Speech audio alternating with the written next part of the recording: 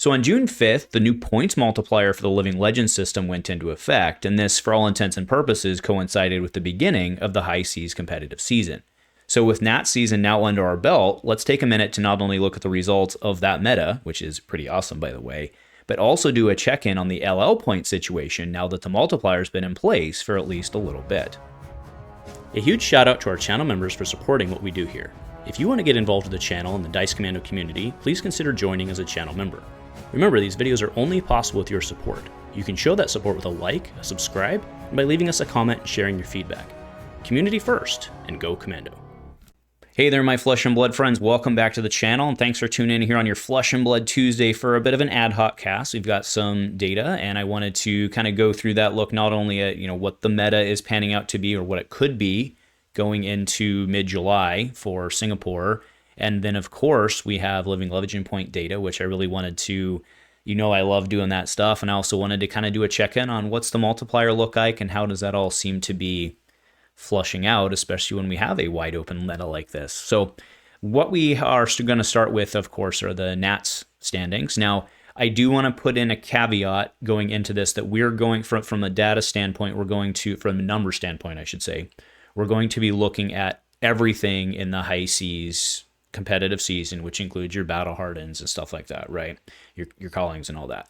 So keep that in mind that the points from Nats is not one-to-one with what we'll be looking at, but it's been a gigantic chunk of the points. Right now, keep in mind that, the various nationals, depending on the size of them, do contribute different points.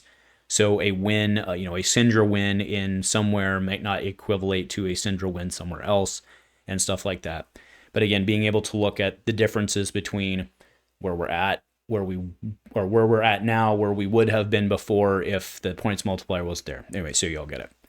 Right, so going into the National Championship final standings, people are losing their mind about how good this meta is, and I think rightly so. We hear a lot of feedback when metas aren't good, and I think it's great that we're providing feedback when metas are good. So you can see this is overall pretty wide open. You've got a huge list of winners. So both Syndra and Slippy, ASC, at 8, tied for 8. Gravy Bones, who, I think it's fair to say that Gravy Bones, even though maybe he didn't pull down all of the wins, Gravy Bones absolutely shaped this meta. I think that is a true statement. Let me know if you disagree with that, but I think the vast majority of stuff going on is either, are you Gravy, do you play well into Gravy, or do you play well into the thing that plays well into Gravy? And if the answer in any of those is no, then you're going to have a big hill to climb. Now, Prism in 4, and then Verdance on 4, including the big US win. Azalea and Dio on 3. And then we go into, I just say your onesie twos. I just don't want to sit here and read a whole list to you, right? Now, the big things to come out of this, of course, from a Living Legend perspective, is Dash did get her points this last weekend. She is, I'm talking Dash IE out of this, right? She did get her points, so she is Gonzo. She is Living Legend, and Azalea is at 999.3, if I did my math correctly. So not quite there, but is she so very close, and that's going to be very, very interesting. Very, very interesting. We'll see if she can get her points though before anything relevant happens, or if it'll just come. I guess it'll come when it'll come. How's that? Okay. So awesome, hugely wide meta. The fact that Syndra it's such change, right? Because Syndra came out swinging out of the gate, or I should say flicking out of the gate when that set dropped. I think it was a Yuki Brody build back in the January. They kind of came out, but then we didn't see her do a whole lot really for a while. But then now with the rise of Gravy, Syndra is pretty well because Mask of Momentum, and right, we all get it, right? So that's very interesting. And then Slippy kind of making a resurgence. I was thinking he wasn't going to be super good myself. I've been playing him, and that's clearly a me problem because Slippy can do things. Okay, so that's pretty awesome. Okay, now let's go ahead and I'll throw up the spreadsheet, and this is a curated spreadsheet that only looks at so we are only looking at the points, or we're only looking at heroes that have accumulated points that are on the scoreboard for the High Seas season, right? You see that that column there, the under the 591.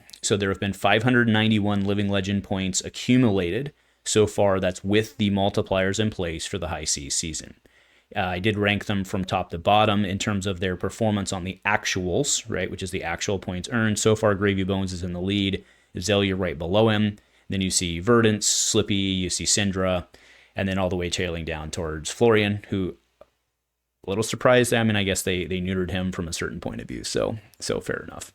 But that is the current, or the actual, I should say.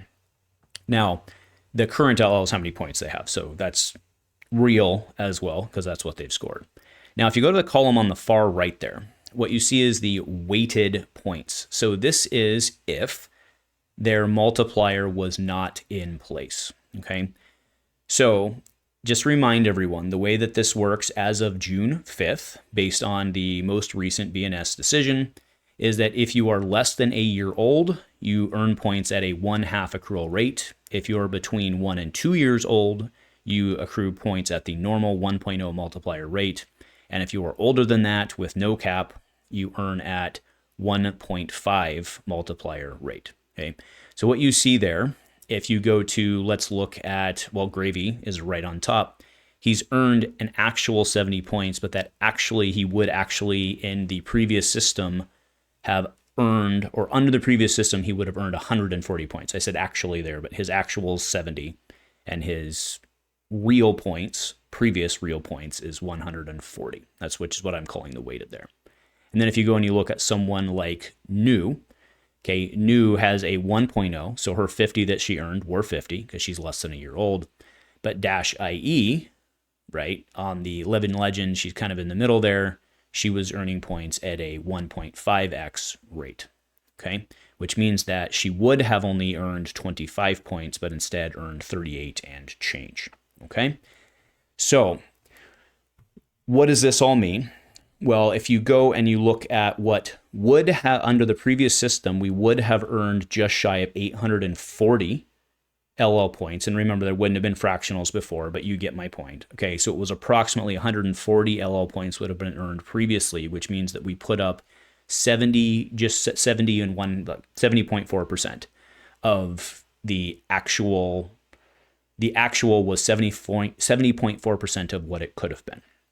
Okay, now what's interesting about that is that heroes less than 1 year earned a total of 304 points together of the, or would have earned 304 points together. No, sorry, did earn 304 points together of that 500, meaning that of that 500 and, what was it, 591, which represents 51.44%. So a little over half. So your brand new heroes, and by that we mean less than a year, so maybe not brand new, but our new heroes earned just about half of the actual points, but in a adjusted would have earned significantly more points because all of those points would have been doubled, right? So there is no, so first off, that's the data, that's the interesting calculations of it. You can make your own conclusions from it, what you will. But by and large, it's very clear to me that the muting of the points, or that it's a muting of the points, right, for the new heroes.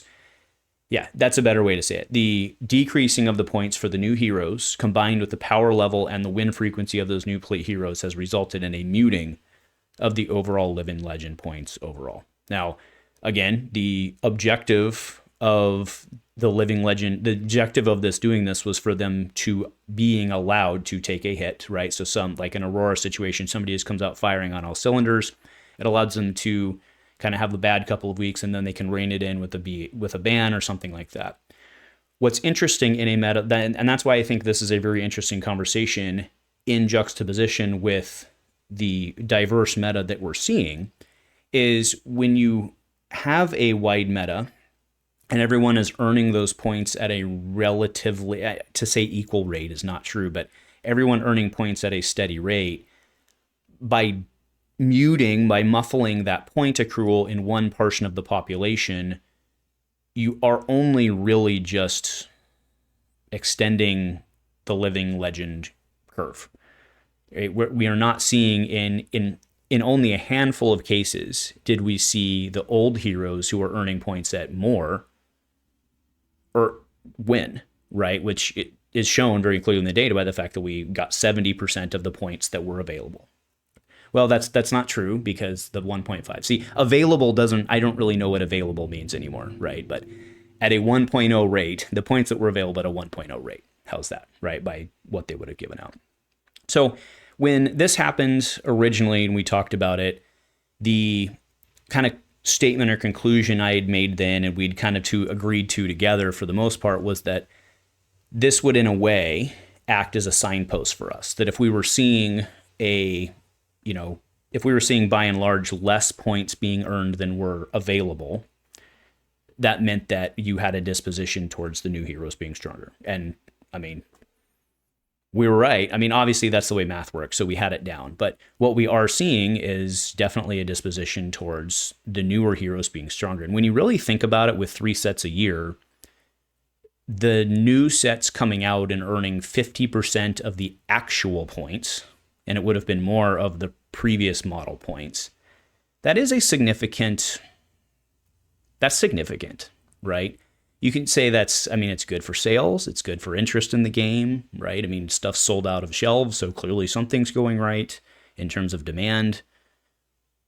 And I don't mean something going right in terms of not having stuff on the shelves, I mean in terms of there being demand, right, and selling stuff. So it's tough to argue with new stuff being more exciting, but it does call into question, I mean, when they look at this and they're like, okay, people like the new heroes are good, and they're selling. If you're a business person, you're going to keep doing that, right? So we will see where all of this goes. So all I've done today really is present the data.